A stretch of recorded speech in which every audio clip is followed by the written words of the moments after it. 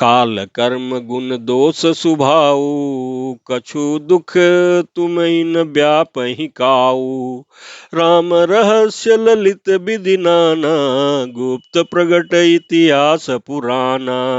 बिनु श्रम तुम जानब सब सोऊ, निज नव नेह राम पद हो।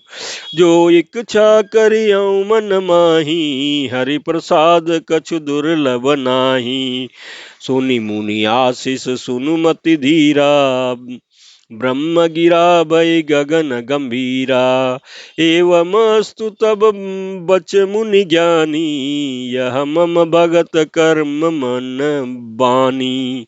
सुनि नव गिरा हरस मुहि भयउ, प्रेम मगन सब संशय गयउ। करि बिनती मुनि आय सुपाई, पद सरोज पुनि पुनि सिरुनाई। हरस सहित एहि आश्रम आयऊ, प्रभु प्रसाद दुर्लभ वर पायऊ। यहाँ बसत मोहि सुनु खगईसा, बीते कल्प सात अरु बीसा।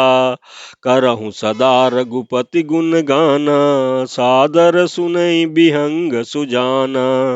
जब जब अवधपुरी रघुबीरा, धरहि भगत हित मनुज शरीरा। तब तब जाई रामपुर रहूं, शिशुलीला बिलोकि सुख लहूं। पुनि उर राखि राम शिशु रूपा, निज आश्रम आवऊं खग भूपा।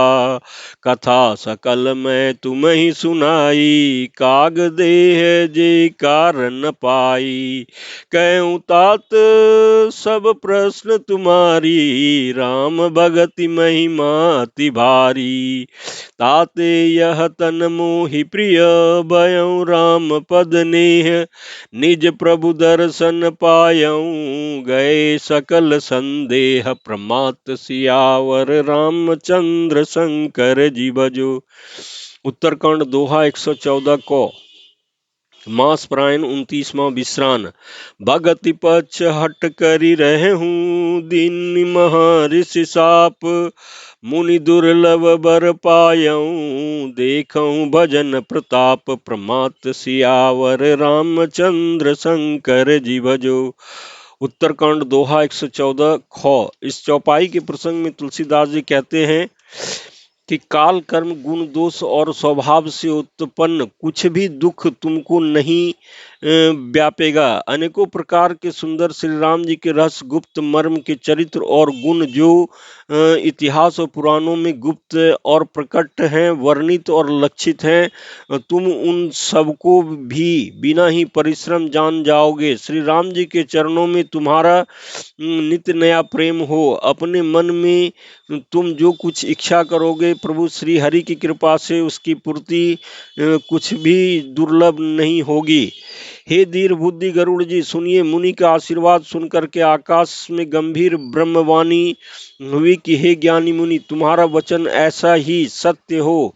यह कर्म मन और वचन से मेरा भक्त है। आकाशवाणी सुनकर के मुझे बड़ा हर्ष हुआ। मैं प्रेम में मग्न हो गया और मेरा सब संदेह जाता रहा। तदंतर मुनि की विनती करके आज्ञा पाकर उनके चरण कमलों में बार बार सिर नवा करके मैं हर्ष सहित इस आश्रम में आया। प्रभु श्री राम जी की कृपा से मैंने दुर्लभ वर पा लिया। हे पक्षीराज जी, मुझे यहाँ निवास करते 27 कल्प बीत गए। मैं यहाँ सदा श्री रघुनाथ जी के गुणों का गान किया करता हूँ और चतुर पक्षी उसे आदर पूर्वक सुनते हैं। अयोध्यापुरी में जब जब श्री रघुवीर जी भक्तों के हित के लिए मनुष्य शरीर धारण करते हैं, तब तब मैं जाकर श्री राम जी की नगरी में रहता हूँ और प्रभु की शिशु लीला देखकर सुख प्राप्त करता हूँ। फिर हे पक्षीराज जी, श्री राम जी के शिशु रूप को हृदय में रखकर मैं अपने आश्रम में आ जाता हूँ। जिस कारण से मैंने कौवे का देह पाई, वह सारी कथा आपको सुना दी। हे तात, मैंने आपके सब प्रश्नों के उत्तर कहे।